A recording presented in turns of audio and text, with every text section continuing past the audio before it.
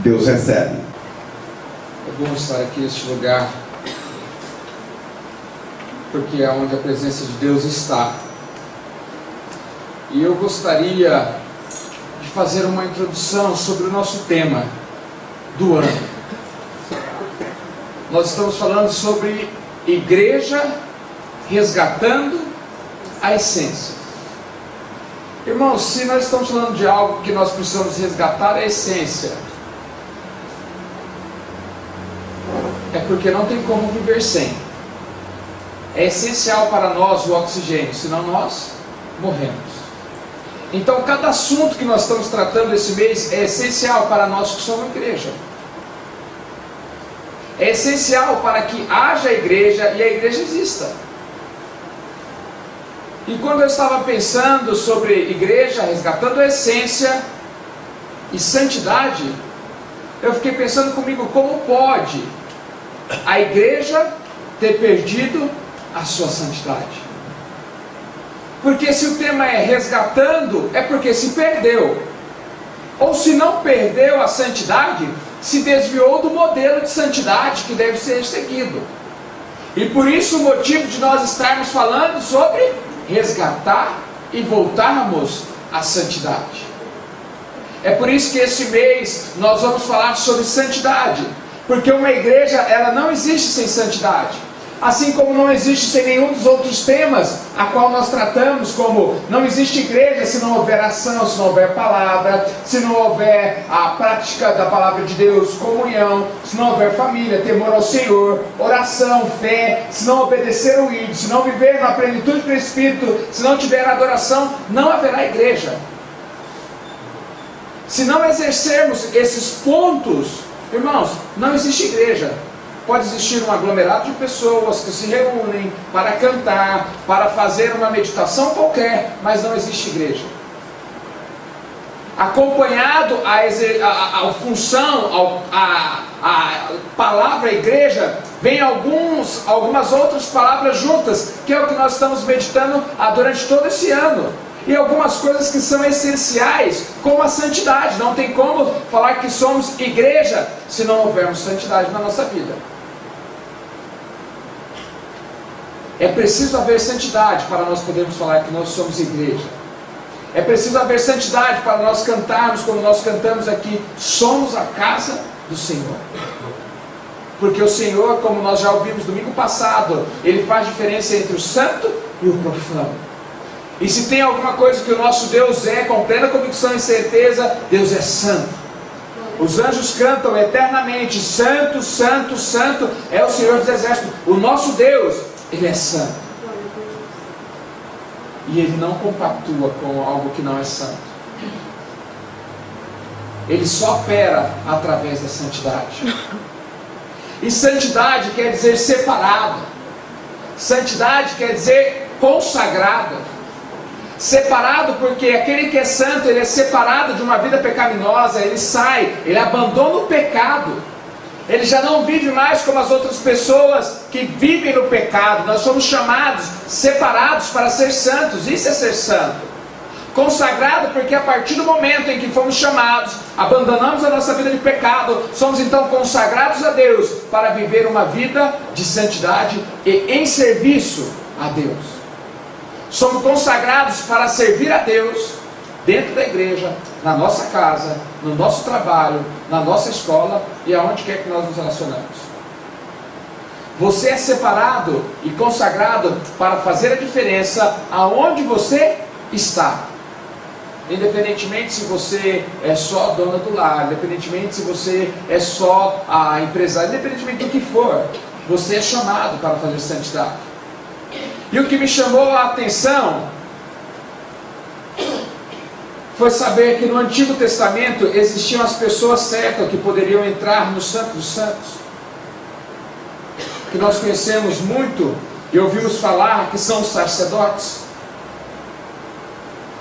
Eles eram as pessoas separadas para adentrar dentro do Santo dos Santos e poder entregar a sua adoração e sacrifício.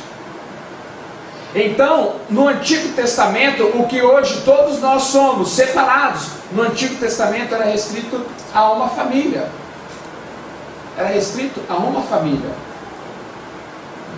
Deus, quando liberta o povo do Egito, vai tratar com Moisés e fala assim: Moisés, separa para mim a família de Arão. A família de Arão, eles vão ter algo especial, eles serão sacerdotes. Eles serão as pessoas que entrarão no Santo do Santo, que oferecerão sacrifício, que levarão a uma vida de santidade e poderão apresentar o culto de todas as pessoas diante de mim. E eles precisam ter alguns requisitos. Não pode ser de qualquer forma e de qualquer maneira. Eles precisam ter uma vida de santidade. E 2 filhos de Arão morreram porque não seguiram a conduta e a regra que eles deveriam seguir, de ser santo e de levar uma vida de santidade. Foram oferecer ao Senhor qualquer coisa. E meus irmãos, o nosso mesmo Deus que é amor, Ele é justo. A palavra dele não volta atrás. Se Ele falou, olha, existe uma regra e é assim que tem que ser feito, faça daquela forma. Ou você corre um grande risco de morrer. Ou você corre um grande risco de morrer, como os 2 filhos de 4, 2 morreram por levar algo profano diante da presença de um Deus santo. Mas lendo sobre os sacerdotes, o que me chamou a atenção está lá em Êxodo, se você puder abrir. E hoje eu não esqueci, viu, Cláudio? O versículo. Êxodo capítulo 28.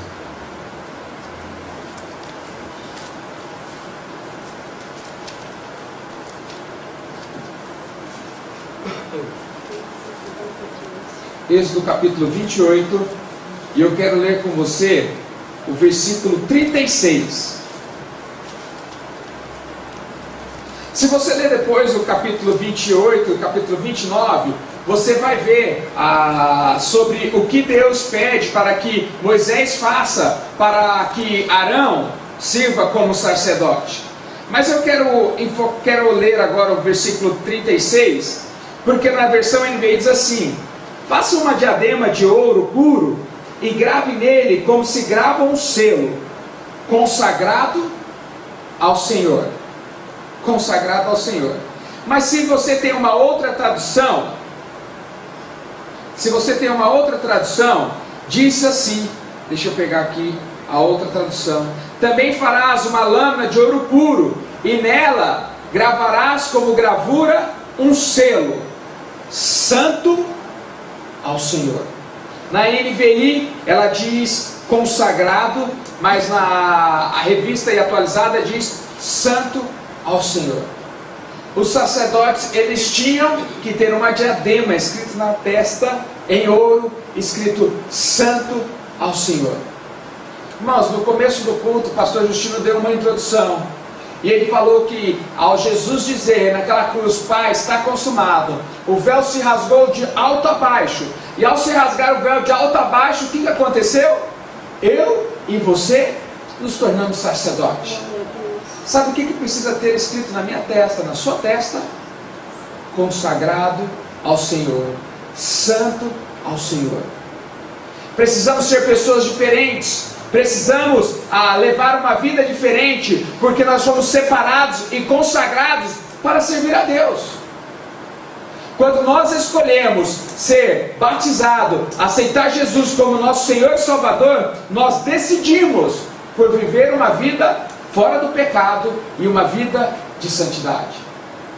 E se você abrir comigo, e eu gostaria que se você pudesse abrir isso, lá em 1 Pedro, você vai ver, aliás, 1 Pedro, 2 Pedro, são os livros que nós devemos ler este mês. Todo mês nós colocamos no boletim um livro para nós lermos. E esse mês é 1 Pedro, 2 Pedro. Então não esqueça, leia depois. Precisamos ler. Agora, vá comigo, 1 Pedro, capítulo 2, versículo 9. E vamos ver o que Pedro está escrevendo ali. Diz assim: mas vós sois geração eleita, o sacerdócio real, a nação santa, o povo adquirido, para que anuncieis as grandezas daquele que vos chamou das trevas para a maravilhosa luz. Vós que outrora nem eres povo, e agora sois de Deus. Vós que não tinha alcançado misericórdia, e agora tendes alcançado. Irmãos, nós éramos pecadores, nós não éramos santos. Nós nascemos numa condição terrível de pecado. Mas o amor de Deus por mim e por você era tão grande, e daquela forma, como eu disse, Deus não tinha como ter comunhão comigo e com você, porque Ele não anda em comunhão com o profano, Ele não anda de mão dada com quem vive uma vida de pecado. Ele decide entregar o seu único filho para morrer por mim e por você, para que nós pudéssemos ser uma nação santa. Eu e você fomos chamados para sermos uma nação santa. Irmãos, Deus não muda, Deus continua sendo o mesmo. E as mesmas diretrizes que Ele traçou no começo, Ele continua exigindo de mim e de você. Aquilo que Ele queria da família de Arão, Ele quer de mim e Ele quer de você. Ele quer que você tenha uma vida santa, uma vida separada, uma vida consagrada e uma vida que reflete o amor dEle para com as outras pessoas. Uma vida que reflete a santidade dEle. E Ele chama a mim e a você para ser povo santo, para anunciar as grandezas de Deus. Só pode anunciar a grandeza de Deus aquele que é santo, meu irmão. Um profano não tem como anunciar a grandeza de Deus. Um profano não tem como dizer as maravilhas de Deus, porque ele não vive aquelas maravilhas. E para nós dizermos algo, nós precisamos vivenciar. E só pode vivenciar aquele que é santo. Agora, o que me chama a atenção, e o que destacou sobre a minha cabeça no momento que eu estava pensando sobre o que falar hoje, é que o que era para ser santo e fazer a diferença entre as nações tem se contaminado com o mundo. Nós que fomos chamados para ser santo, nós estamos sendo contaminados com o mundo.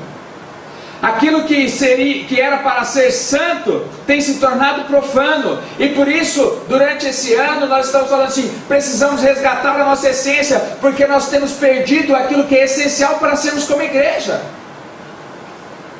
Nós temos perdido o amor, nós temos perdido a plenitude do Espírito Santo, nós temos perdido a verdadeira adoração, adorando a Deus em espírito e em verdade.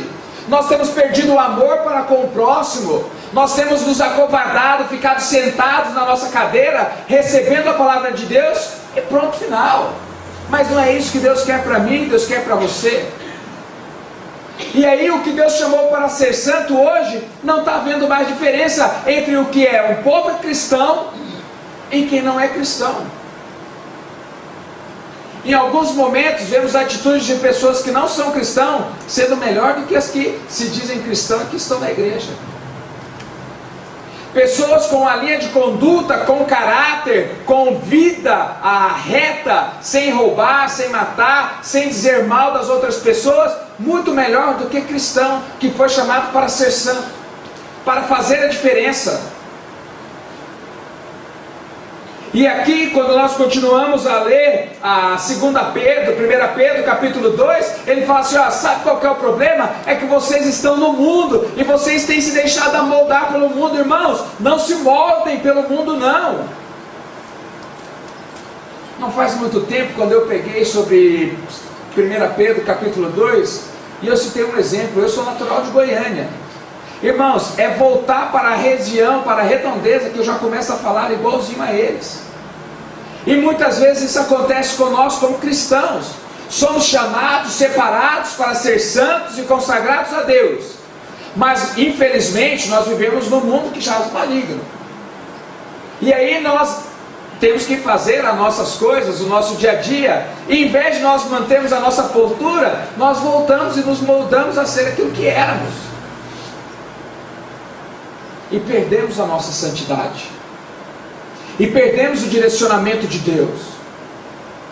E perdemos aquilo que Deus espera de mim e de você, que é santo. Mas o que Deus espera de mim e de você? O que Deus quer de nós que somos santos? E aí a Isabela leu hoje de manhã, e eu gostaria de ler com você também, só um pouquinho. Vá comigo para Efésios capítulo 4. Vamos entender um pouquinho sobre o que então é ser santo, o que é ser chamados para ser santo. O que é um pouco dessa conduta? Irmãos, a conduta está pela palavra de Deus. O nosso livro de regra, o nosso manual é esse daqui, não tem outro não. Se você ler lá em João capítulo 17, Jesus fazendo oração, Jesus fala: santifica-os na verdade, a tua palavra é a verdade. A modo de sermos, a maneira de sermos santificados e vivermos uma vida de santidade é pela palavra de Deus, não tem outra forma. Mas agora não vai dar de eu falar a palavra inteira, então vamos ler aqui Efésios capítulo 4. E eu gostaria então de ler com você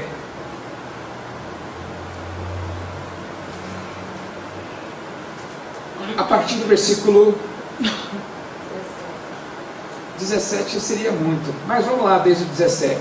Assim eu lhe digo, e não Senhor, perdão, assim eu lhe digo, e no Senhor insisto, que não vivam mais como os gentios que vivem na inutilidade de seus pensamentos. Eles estão obscurecidos no entendimento e separados da vida de Deus por causa da ignorância em que estão, devido ao endurecimento do seu coração. A Isabela foi muito feliz ao falar: olha, isso daqui, meus queridos, não são para os que estão no mundo. Isso daqui, o que nós estamos falando hoje, a santidade não é para todos. A santidade é para aqueles que escolheram viver uma vida de santidade, se batizaram, arrependeram dos seus pecados e aceitaram Jesus como seu Senhor e Salvador. Essas palavras são para esses. Tendo, continuando no versículo 19, tendo toda a sensibilidade, eles entregaram a depravação, cometendo com avidez toda espécie de impureza. Todavia, não foi isso que vocês aprenderam de Cristo. De fato, vocês ouviram falar dele, e nele foram ensinados de acordo com a verdade que está em Jesus. Quanto à antiga maneira de viver, vocês foram ensinados a despir-se do velho homem, que se corrompe por desejos enganosos, a serem renovados no modo de pensar, a revestir-se do novo homem, criados para ser semelhante a Deus em justiça e em santidade proveniente da verdade. E a verdade, como nós vemos, está lá em João 17, é a palavra de Deus. Agora, preste atenção. Portanto, cada um de vocês deve abandonar. Meus queridos, se você é santo, se você aceitou Jesus Cristo como seu Senhor e Salvador, isso daqui é uma linha de conduta para mim e para você. Você deve abandonar a mentira e falar a verdade a seu próximo. Você deve abandonar a mentira. Irmãos, tem uma coisa difícil de nós abandonarmos: a mentira. Porque muitas vezes nós mentimos sem perceber. Não fala que eu não estou, já está mentindo. Atende aí para mim e fala que eu estou ocupado. Você não está ocupado, você pode atender. A mentira é algo terrível. E o pior de tudo, a única coisa que é designada ao diabo como criador é a mentira. Irmãos, começa por aqui. Eu sei, é difícil, não é fácil, eu sei, não é. Mas nós precisamos ser santos. E começa por aqui: abandone a mentira, fala a verdade ao seu próximo, pois todos somos membros de um só corpo. Quando ficarem irados, não pequem. É normal, vai acontecer de vez em quando, principalmente quem tem filho fica muito bravo, né? Mas não peque. Quem é casado de vez em quando também fica muito bravo. Mas, meus irmãos, não peque. Apaziguem a sua ira antes que o sol se ponha. Nós fomos chamados para amar, para liberar perdão. Nós não fomos chamados para alimentar dentro do nosso coração ódio, mágoa. Aliás, vemos muitas doenças. Se você estudar um pouquinho, ou ler um pouquinho, você vai ver que muitas doenças é devido à falta de perdão e ao rancor. E o que a palavra de Deus é: meu querido, eu quero que você seja santo, libere o perdão. Aliás, em Hebreus diz: segui a paz com todos e a santidade, sem a qual ninguém verá Deus. É para vivermos em paz, não com ódio, com amargura, com rancor do nosso próximo, de maneira nenhuma. E não deem lugar ao diabo. O que furtava, não furte mais. Antes trabalhe fazendo algo útil com as mãos, para que tenha o que repartir com quem estiver em necessidade. Nenhuma palavra torpe saia da sua boca. Não é só para mentir não, meu irmão. alguma palavra torpe, algo que não presta, algo que não vale a pena. Meus queridos, tire isso da sua boca. Se você é santo, você não pode sair por aí profanando o seu corpo, que é santo, morada do Espírito Santo de Deus, mas apenas o que for útil para edificar os outros, conforme a necessidade, para que conceda graça aos que ouvem. O mundo precisa tanto de uma palavra de conforto, de esperança, e palavra essa que eu e você, que somos santos, temos, porque dentro de nós mora o Espírito Santo de Deus, habita Deus, e em nós então deve sair palavras que geram conforto, que vai de acordo com aquela pessoa que precisa ouvir algo de esperança. Não entristeçam o Espírito Santo, com a qual vocês foram selados para o dia da redenção. Livrem-se de toda amargura, de indignação, toda gritaria, calúnia, bem como toda maldade. Sejam bondosos, compassivos um para com os outros, perdoando-os mutualmente, assim como Deus nos perdoou. Irmãos, foi assim que Deus me chamou, foi assim que Deus nos chamou. Essas daqui são alguns critérios de regras, e tem muito mais outros critérios de regras de santidade. Agora, o que nós não podemos deixar de forma nenhuma é que Deus não se deixa escarnecer. Deus não se deixa fazer de bobo nem de tolo. O nosso Deus, Ele é santo e Ele não se deixa escarnecer. Por que você está dizendo isso, Tiago? Porque muitas vezes nós aparentamos uma falsa santidade. Perto de algumas pessoas nós somos de um jeito, falamos de uma maneira, e longe de em outros momentos, em outras situações, nós agimos totalmente diferente. Talvez perto de irmão da igreja, você faz uma vida de santidade. Talvez quando você adentra aqui dentro deste lugar, desse prédio, você entrega aquele seu louvor, aquela adoração, você fala em voz alta, Deus, eu te amo, e na verdade dentro do seu coração não é bem isso.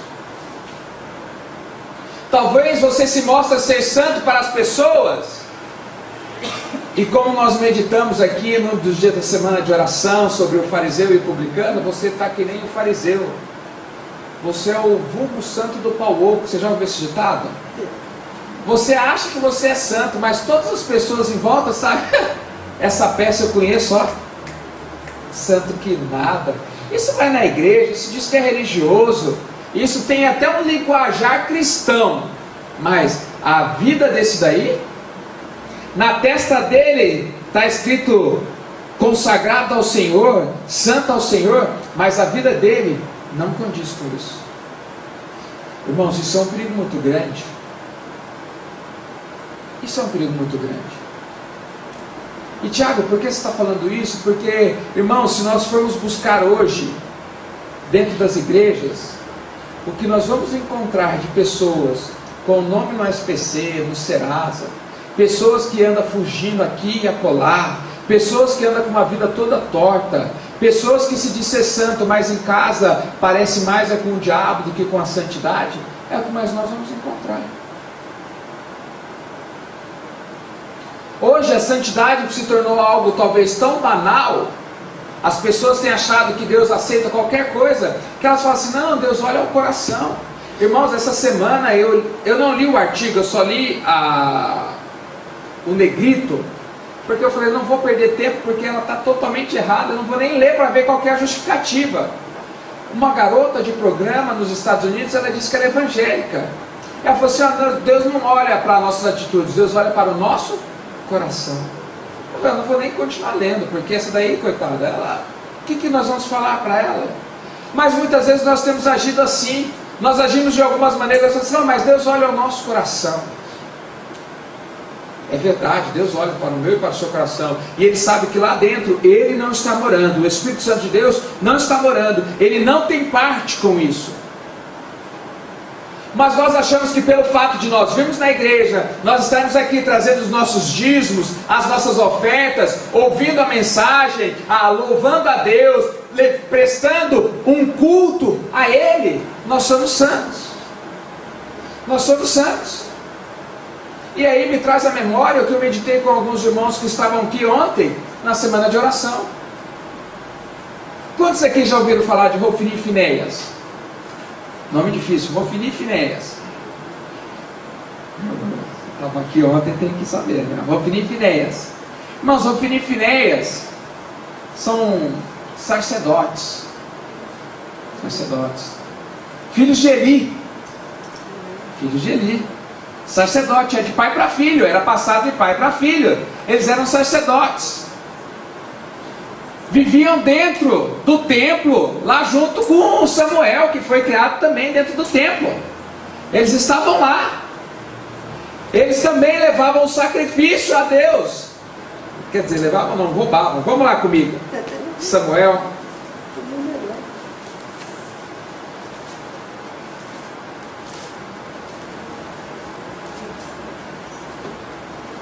Primeiro Samuel, capítulo 2.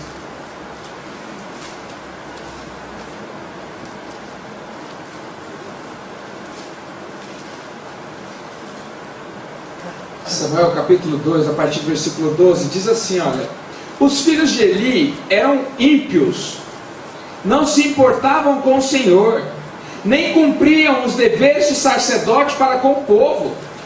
Sempre que alguém oferecia um sacrifício, o auxiliar do sacerdote vinha com um garfo de 3 dentes, e enquanto a carne estava cozinhando, ela enfiava o garfo na panela, ou na travessa, ou caldeirão, ou caçarola, e o sacerdote pegava para si tudo que vinha no garfo. Assim fazia com todos os israelitas que iam a Siló. Mas antes mesmo de queimarem a gordura, vinha o auxiliar do sacerdote e diziam ao homem que estava oferecendo sacrifício: dê um pedaço dessa carne para o sacerdote assar. Ele não aceitará de você carne cozida, somente crua. Se os homens lhe dissessem: deixem primeiro a gordura se queimar e então pegue o que quiser, o auxiliar respondia: não, entregue a carne agora, senão eu tomarei à força. O pecado desses jovens era muito grande à vista do Senhor, pois eles estavam tratando com desprezo a oferta do Senhor. Pula comigo para o versículo 27.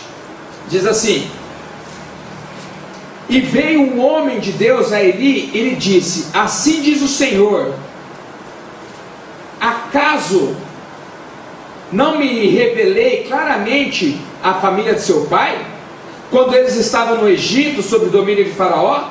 Escolhi o seu pai dentre todas as tribos de Israel para ser o meu sacerdote, subir ao meu altar, queimar incenso, usar um colete sacerdotal na minha presença. Também dei à família de seu pai todas as ofertas preparadas no fogo pelos israelitas. Porque vocês zombam do sacrifício e da oferta que determinei para a minha habitação? Porque você honra seus filhos mais do que a mim, deixando-os engordar com as melhores partes de todas as ofertas feitas por Israel, meu povo? Portanto, o Senhor Deus de Israel declara: prometi à sua família e à linhagem de seu pai que ministrariam diante de mim para sempre. Mas agora o Senhor declara: longe de mim tal coisa, honrarei aqueles que me honram, mas aqueles que me desprezam serão tratados com desprezo. É chegada a hora em que eliminarei a sua força e a força da sua família, de seu pai, e não haverá mais nenhum idoso na sua família. Você verá a aflição da minha habitação. Embora Israel prospere na sua família, ninguém alcançará idade avançada. Irmãos, Hofni e Finéias, eles levavam uma vida de sacerdote, alguém separado, alguém escolhido, mas faziam tudo errado. Roubava aquilo que era de Deus, saía com as mulheres que iam lá ao templo, mas eles estavam lá dentro do templo. E talvez eles achavam, assim como nós muitas vezes achamos: não, o fato de nós estarmos aqui, nós temos a arca de Deus aqui conosco, a presença de Deus está aqui conosco, olha o passado, veja como Deus fez, como Deus operou, como Deus realizou, Ele vai continuar realizando. Irmãos, Deus não tem compromisso com quem é profano, Deus tem compromisso com aquele que é santo, Deus tem compromisso com aquele que tem decisão de viver uma vida de santidade. Irmãos, o final desses dois é a morte. O final de Ofni e Finéias é a morte. Aí você pode estar pensando assim, não sei, estou conjecturando aqui, mas Tiago, eu não vejo ninguém morrer, eu vejo aí muito crente fazendo coisa errada por aí. Não vejo ninguém cair duro. Meus irmãos, a pior morte não é a morte física. A pior morte é a morte espiritual. E essas pessoas, elas já estão mortas espirituais. Espiritualmente, elas já estão mortas. O Espírito Santo de Deus já não habita mais nela. Irmãos, não há nada pior do que a morte espiritual. Não há nada pior do que dizer, como disse a esposa, ou de Ofni ou de Finéias, que disse, a glória do Senhor se foi, acabou, a presença de Deus já não se habita mais em nós. Essa é a pior morte. A pior morte é pessoas passarem ali e falar assim, lá está um ajuntamento de pessoas, quando deveriam passar e falar assim, ali está reunido um povo santo que faz a diferença. A pior morte é as pessoas olharem para nós e não conseguirem ver a santidade de Deus nas nossas vidas, não ver conduta, não ver caráter em nós. Irmãos, a falta de santidade, não somente a pessoa sofre, as outras que estão à sua volta também sofrem. A falta de santidade de Eli, já no final da vida de Eli, de Ofni e de Finéias, levou com que todo o povo de Israel perecesse. A falta de santidade, meus irmãos, vai influenciar na sua casa, vai influenciar na sua vida, vai influenciar no seu trabalho, vai influenciar em muitas outras coisas. Nós lemos aqui ontem sobre Ofni e Finéias, quando eles vão para a guerra, eles levam 4.000 israelitas, morrem todos, eles voltam e falam assim, não, vamos pegar a arca de Deus, a presença de Deus. E aí, quando nós formos lá com a arca de Deus, a manifestação de Deus, a presença de Deus, Deus vai agir. E eu falei que muitas vezes é assim conosco também. Essa semana é a nossa semana de oração, nós estamos aqui orando, as coisas estão ruins, nós falamos assim, não, vamos lá na igreja que nós vamos resolver o nosso problema, nós vamos orar, as coisas vão mudar, as coisas vão acontecer. Irmãos, não é vir na igreja, não era levar a arca de Deus até a guerra que ia fazer eles vencerem, não. O que ia fazer eles vencerem era a vida de santidade, a qual eles não estavam levando. O que vai fazer você vencer, o que vai fazer a vitória chegar na sua vida, meu irmão, não é vir na igreja, é a sua vida de santidade. Agora, Ofni e Finéias viveu um longo tempo encostado na vida do pai, que levava uma vida de santidade, por isso que não morreram antes. E aí nós escolhemos alguém, ou procuramos alguém que leve uma vida de santidade, para que nós possamos então encostar nele, e daí Deus faz, Deus opera, mas não por nós, Deus opera porque talvez aquela outra pessoa tem mais santidade, busca a presença de Deus, e aí Deus faz, Deus realiza. Aí Deus faz, Deus realiza. A falta de santidade, meus irmãos, vai atrapalhar a sua vida e vai atacar as outras pessoas que estão à sua volta. E sem a santidade, Deus não vai agir a seu favor. Deus não tem parte com aquele que não é santo. Deus não tem parte com quem é mentiroso. Deus não tem parte. Deus não tem parte, como a Isabela disse hoje de manhã, com aquele que grita, que ira, que vive uma vida profana. Deus não tem parte com aquele que não tem o coração quebrantado ao ponto de perdoar a pessoa que está à sua volta. Mas Tiago, foi ela que fez errado, não tem problema, o santo é você, não é ela, então perdoa. Quem escolheu servir a Cristo não foi ela, foi você, libera o perdão. Isso é ser santo. Irmãos, o que Deus espera de mim, de você, é tão somente que nós possamos viver uma vida de santidade. Ele não mudou, o que ele disse lá em Levítico é: sede santo, porque eu, Senhor teu Deus, sou santo. Depois lá em Pedro repete a mesma coisa: sede santo, porque eu, Senhor teu Deus, assim como seu Deus é santo. Irmão, santidade é conduta, é decisão, é postura de vida. Eu não sei se você ouve os nossos cultos depois que eles estão no YouTube, mas se você não ouve, hoje de manhã a Isabela lançou um desafio. Se você não ouvir pelo YouTube, você está ouvindo aqui. Escolha ser santo 7 dias dessa semana. Escolha acordar de manhã e no modelo de oração que Jesus nos deixou do Pai Nosso, que diz: Pai Nosso que estás no céu, santificado seja o teu nome. Ele diz lá para frente assim: olha, Pai, nós estamos santificados, Deus, não vem nossas redes, na terra como só, conosco cada dia, Deus. Perdoa as ofensas como nós perdoamos quem tem ofendido. Não nos deixeis cair em tentação, mas livrai-nos do mal. Quando acordar de manhã, fala, Deus, eu quero ser santo. Não deixe eu levar uma vida de pecador, eu quero levar uma vida de santidade. Me livra das tentações, irmãos, vão acontecer, vai vir sobre mim, vai vir sobre você. Mas o modelo de oração está falando, Pai, livra do mal, me ajuda. Eu não consigo, mas se o Espírito Santo do Senhor estiver habitando em mim, e o Senhor é santo, e isso nós sabemos, temos plena convicção, o Espírito Santo do Senhor é em mim, vai me ajudar a ter essa vida santa, e eu quero, determinar, eu quero viver uma vida de santidade, eu quero viver uma vida diferente, eu quero, Deus, eu quero.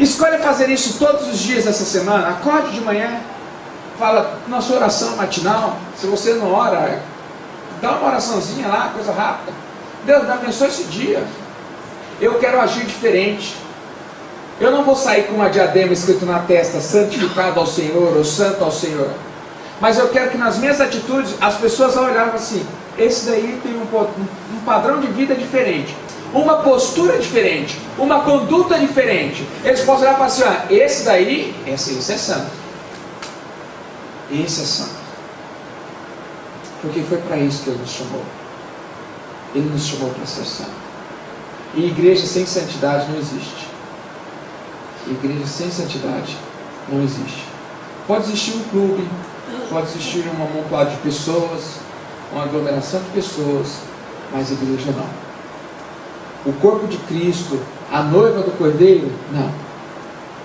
Ele vai vir para buscar uma noiva limpa, santa, com as vestes sujas não, Ele vem buscar a noiva santa. Então o que nós precisamos, nós devemos buscar, é viver em santidade, conduta de vida, regras. É só isso, Tiago? Não, não é só conduta de vidas e nem regras, mas isso é o básico para você viver uma vida de santidade. O mínimo que você precisa é uma vida de regra, de conduta, de posicionamento. Aí depois você vai passar a entender, ter seus valores, seus princípios, viver uma vida de santidade, e Deus vai te santificar, como nós lemos no domingo passado, de corpo, alma e espírito. Não vai ficar só na conduta de regra, não. Vai ser além. Você vai passar a ter um coração santo. Você vai passar a ter um Espírito Santo habitando em você. Vai passar a ter uma alma santa. O seu corpo será santo. As suas atitudes serão santas. Mas tudo começa com decisão, com caráter e com posição.